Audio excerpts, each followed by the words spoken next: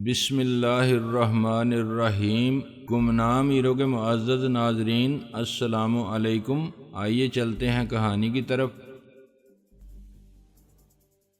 چاہتا تو میں بھی یہی ہوں، جیو اور جینو دو، مگر یہ ایسے لوگ نہیں ہیں جو اتنی آسانی سے ہار مان لیں گے۔ تو دیکھ ان لوگوں نے نام کیا رکھے ہیں اپنے، پرنس اور کنگ، باس اور چیف، یہ سب اثر ہے مجرموں کے بین الاقوامی گروہوں کا۔ وہ ایک دوسرے کو نام سے نہیں کوڈ سے شناخت کرتے ہیں۔ ان کے بارے میں کچھ خبریں حقائق پر مبنی ہوتی ہیں، مگر زیادہ شہرت ہوتی ہے ان کہانیوں سے جن پر مبنی فلمیں بنی ہیں، ناول لکھے گئے ہیں اور جاسوسی کہانیاں بنی ہیں۔ ایک طرف جیمز بانڈ جیسے کردار ساری دنیا میں مقبول ہوئے تو دوسری طرف ڈان۔ اب تو یہ حال ہے کہ چھوٹے چھوٹے بدماشوں کے گروہ بھی خود کو مافیا سمجھتے ہیں اور ان کا سرغنہ ڈان کہلاتا ہے۔ ایسے ناموں سے اصل نام میں بھی پردہ پڑا رہتا ہے۔ رئیس بولا، کیا خیال ہے میں بھی دادا بن جاؤں؟ پہلے باپ تو بن جا۔ ابے یار، باپ تو آدمی شادی کے بغیر بھی بن جاتا ہے۔ میں دوسرے دادا کی بات کر رہا تھا، دادا رئیس، جس کے نام سے بدماش کامتے ہوں۔ میں نے کہا، دیکھ رئیس، ابھی وقت ہے زندگی کا، ہو سکے تو راستہ بدل سکتا ہے تو۔ وہ ہنس پڑا، ابے رہنے دے اپنی نصیحت بازی، کوئی خود اپنی زندگی کا راستہ چنتا ہے اور نہ بدل سکتا ہے۔ تقدیر کے ہاتھ میں ہے لاٹھی، جدھر چاہے ہانک دے۔ ایسا نہیں ہے یار، جانتے بوجھتے آنکھیں بند کر کے اس راستے پر چلتے جانا جس کا انجام کھائی پر ہو، اسے تقدیر نہیں کہتے۔ دیکھ پیارے، تیری اور میری زندگی جیسی بھی گزری، کیا اس میں ہماری مرضی کو دخل تھا؟ نہ مرضی سے پیدا ہوئے، نہ جیے، یہاں وہاں دریا کے دارے میں بہنے والے تنکے کی طرح بھٹکتے ہوئے یہاں تک آ گئے۔ آگے بھی وہی ہوگا جو منظور خدا ہوگا۔ آغاز تو ایک ساتھ ہی کیا تھا ہم نے، لیکن تیرے ہاتھ پر قسمت کی لکیر میں عزت اور شہرت تھی،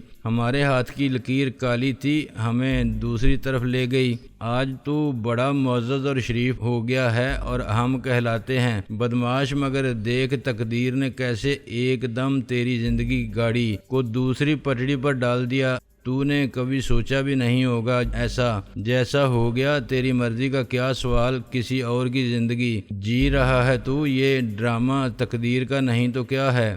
میں نے کہا، رئیس، میں نے برائی کا انجام اچھا کبھی نہیں دیکھا۔ ابے رہنے دے یہ کتابی باتیں، اپنے انجام کی فکر کرو۔ ہم پر اتنے قاتلانہ حملے نہیں ہوتے جتنے تجھ پر ہو چکے ہیں۔ ہمارا پولیس دشمن، پبلک دشمن، بدماش دشمن، مگر خطرہ زیادہ تیرے لیے ہے۔ خالد عثمان اور خادم مرزا جیسے شرفاء سے دشمن تیرے زیادہ خطرناک ہیں۔ جتنے بدماش مارے جاتے ہیں، اس سے زیادہ ہی قتل ہوتے ہیں سیاستداں۔ اب اللہ میاں نے جتنی زندگی لکھی ہے، اس سے پہلے کوئی مار نہیں سکتا۔ اس سے زیادہ جینا نہ تیرے بس میں نہ ہمارے، کیا پتا کس کے نام کی گولی پہلے آئے گی۔ اس لیے بس اپنے اپنے سٹائل سے جیو پیارے۔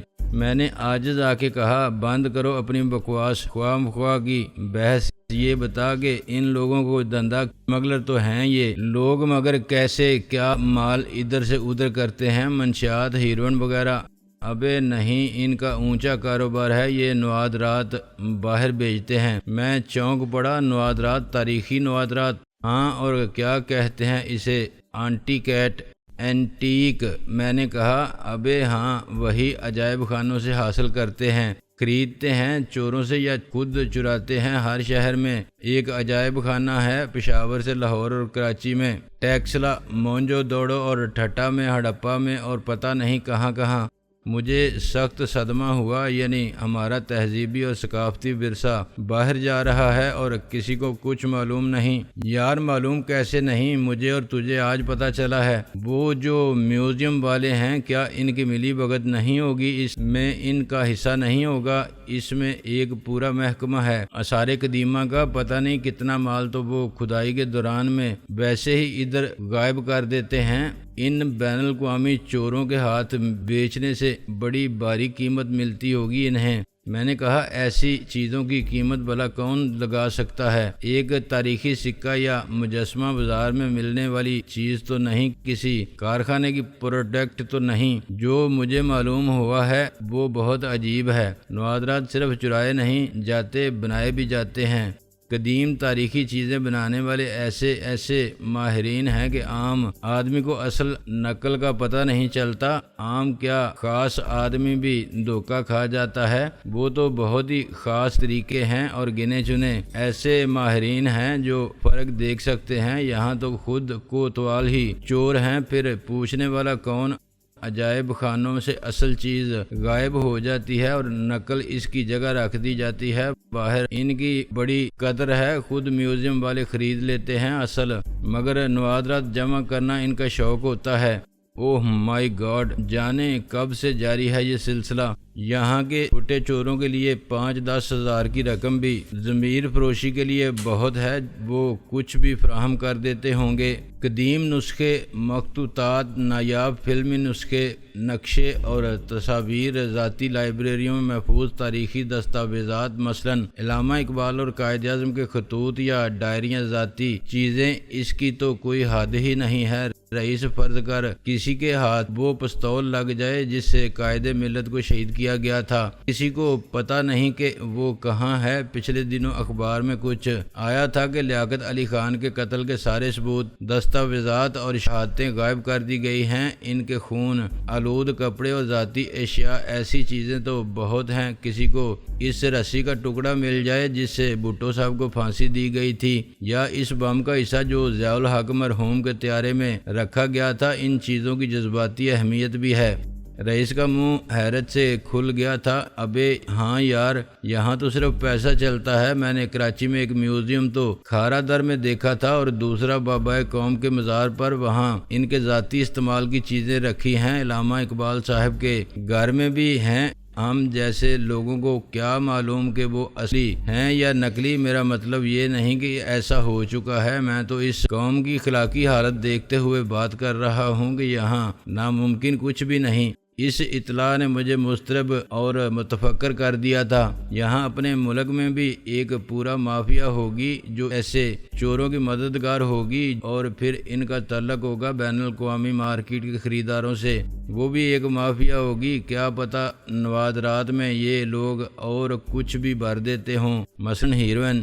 میں نے کہا یہ بھی ہو سکتا ہے، مگر ہیروئن سے ہمیں کیا؟ ہماری قومی دولت جا رہی ہے، ہمارا تاریخی سرمایہ چوری ہو رہا ہے، ہمیں کچھ کرنا ہوگا۔ وہ ہنسنے لگا۔ ہم کیا کر سکتے ہیں پیارے، یہ چوروں کی نگری ہے اور چوکیدار کی سیٹی بھی اب یہ نہیں کہتی کہ جاگتے رہو، چوروں کو اطلاع دیتی ہے کہ آ جاؤ، میدان صاف ہے، خطرے کی کوئی بات نہیں۔ میں اپنے خیالات میں کھویا ہوا تھا کہ میں نے پھر کہا ہمیں کچھ کرنا ہوگا۔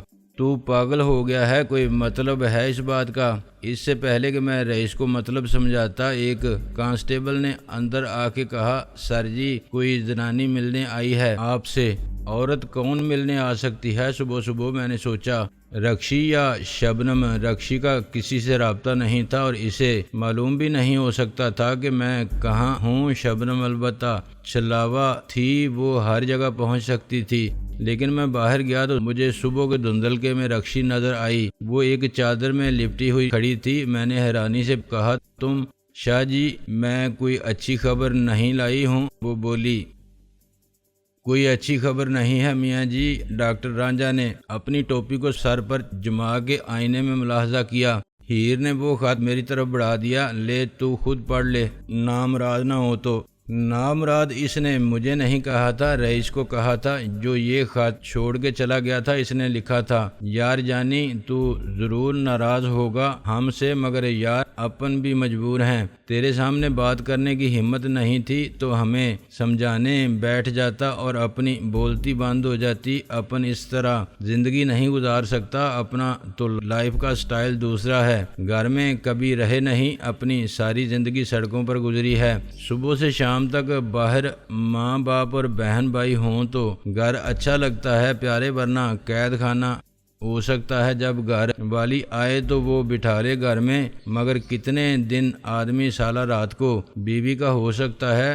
دن میں بھی اسی کا ہو جائے تو جورو کا غلام تیرا کچھ اور معاملہ ہے، تو پڑھتا ہے اور پڑھاتا ہے، آگے پڑھنا چاہتا ہے اور ترقی کرنا چاہتا ہے، کسی دن ضرور وزیر اعظم بھی بن جائے گا۔ ہم تو بس جینا چاہتے ہیں آزادی سے اور بے فکری سے، اپنی دوستی پکی، اور جب تک تو نبھائے گا ہم بھی نبھائیں گے۔ میں سوچ رہا ہوں شاہ جی کے پاس چلا جاؤں، وہاں بڑی عیش تھی یار، صبح سے شام تک موج میلہ تھا، سارا دن گھومنا پھرنا اور تھانے داری کے مزے، جس اڈے پر جاؤ سلام کے لیے ہاتھ اٹھ جاتے تھے، مال بھی جتنا چاہو وصول کر لو، وہ تو بس اپنا سٹائل ہی ایسا ہے کہ کبھی جمع کرنے کا سوچا ہی نہیں، بس ایک جوڑا ہو تن پر، اچھا کھانے کو مل جائے اور سیر و تفریح ہو جائے، یہی کافی ہے۔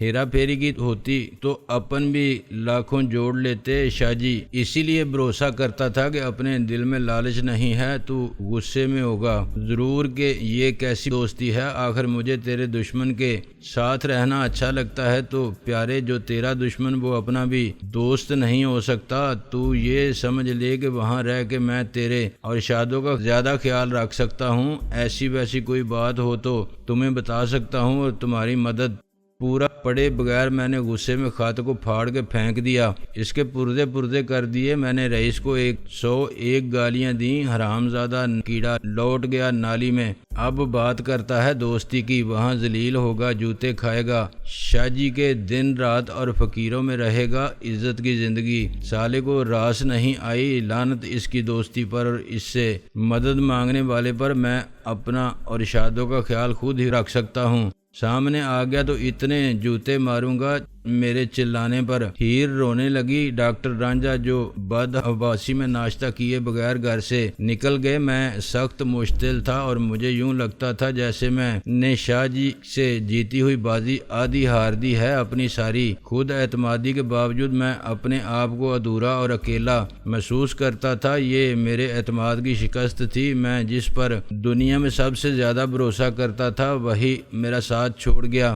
مجھے یہ احساس ہو گیا تھا کہ تدبیر سے آدمی اپنی تقدیر بدلنا چاہے تو ٹھیک ہے، مگر کسی اور کی زندگی پر اس کا کوئی اختیار نہیں۔ میں اپنے اور رئیس کے لیے ایک جیسا سوچتا تھا، ساتھ رہیں گے، ایک ساتھ ترقی کریں گے، کامیابی کے راستوں پر ساتھ ساتھ آگے بڑھ جائیں گے اور ساری خوشیاں سمیٹ کر آپس میں بانٹتے جائیں گے۔ میں نے کیوں فرض کر لیا تھا کہ میں زندگی کے جس افق کو چھونا چاہتا ہوں وہی اس کی منزل بھی ہوگی، اسے اپنی زندگی جینے کا حق ہے، اور جیسا کہ وہ کہتا تھا اس کی لائف کا اپنا سٹائل تھا اور اسے وہی پسند تھا، زندہ رہنے کے لیے مقصد حیات کا تعین کرنا، اس کے حصول کی جدوجہد کے لیے زندگی کو نظم و ضبط کا پابند کرنا، محنت کرنا اور خوب سے خوب تر کی تلاش میں رہنا، یہ سب اس کے بس کی بات نہیں تھی، اس میں یہ صلاحیت ہی نہیں تھی، وہ فطرت اور مزاج کے اعتبار سے مختلف تھا، اس کی خواہشات لامحدود نہیں تھیں، وہ قناعت پسند تھا اور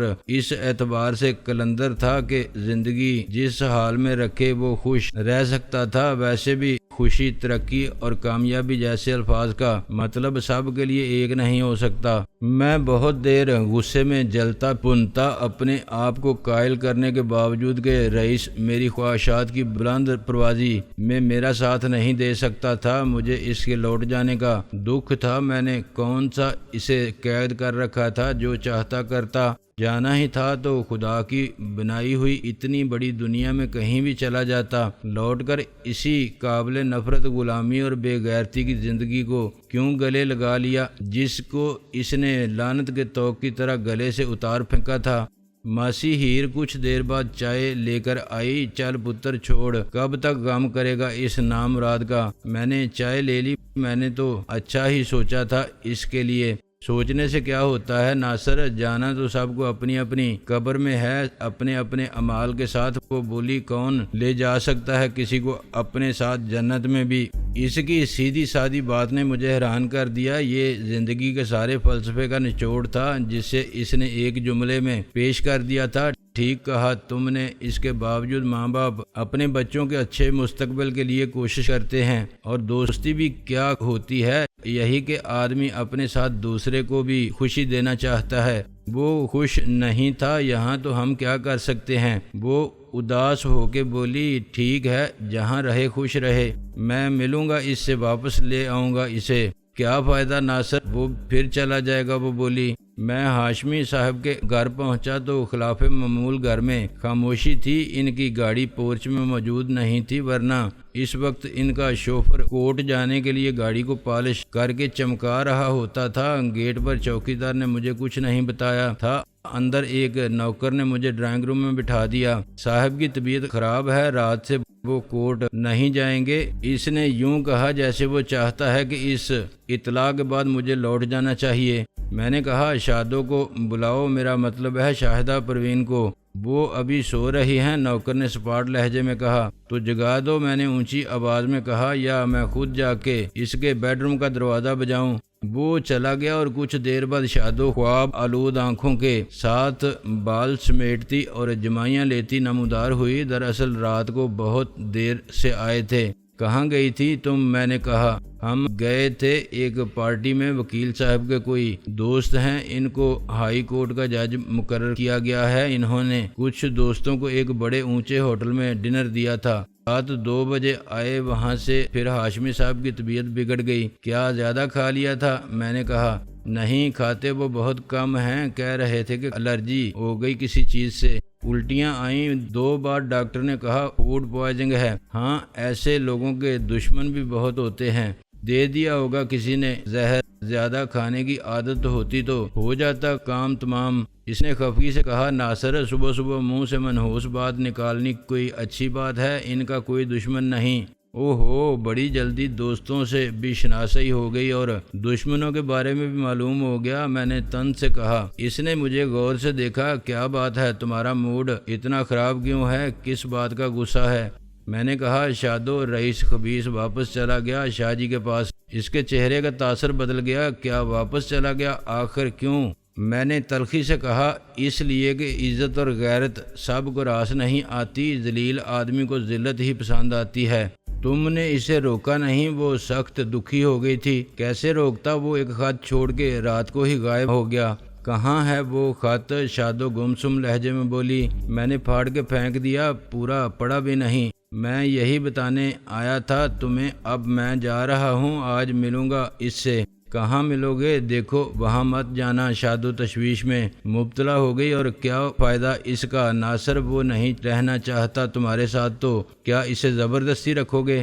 میں نے کہا، وہ گھر میں بیٹھنے والا نہیں ہے، کہیں نہ کہیں مل جائے گا۔ ناصر، تمہارا ایسے پھرنا ٹھیک نہیں۔ اس نے میرا ہاتھ پکڑ لیا۔ آج رات ہاشمی صاحب بھی کورٹ نہیں جائیں گے، تم واپس گھر جاؤ۔ کیا کروں گا واپس گھر جا کے؟ تمہیں کچھ ہوش ہے؟ تمہارا امتحان شروع ہو رہا ہے، پرسوں سے تیاری کیا کی ہے تم نے؟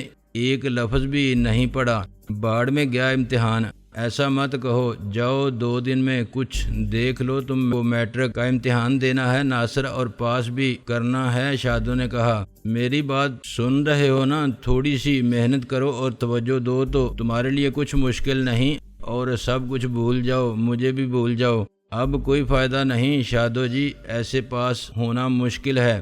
تم کوشش کرو، فرسٹ سیکنڈ ڈویژن کو چھوڑو، بس پاس ہو جاؤ۔ میٹرک کر لو گے تو آگے انٹر کا اور بی اے کا امتحان دو گے، رک گئے تو کچھ نہیں کر سکو گے زندگی میں۔ مگر شادو، اس نے اپنا ہاتھ میرے سر پر رکھ دیا، اگر مگر کچھ نہیں، تمہیں میری قسم، وعدہ کرو تم امتحان دو گے اور پاس ہو کے دکھاؤ گے۔ میں نے اپنا ہاتھ کھینچ لیا، صرف تمہاری قسم کھا کے میں پاس ہو جاتا تو امتحان دینا کیا مشکل تھا۔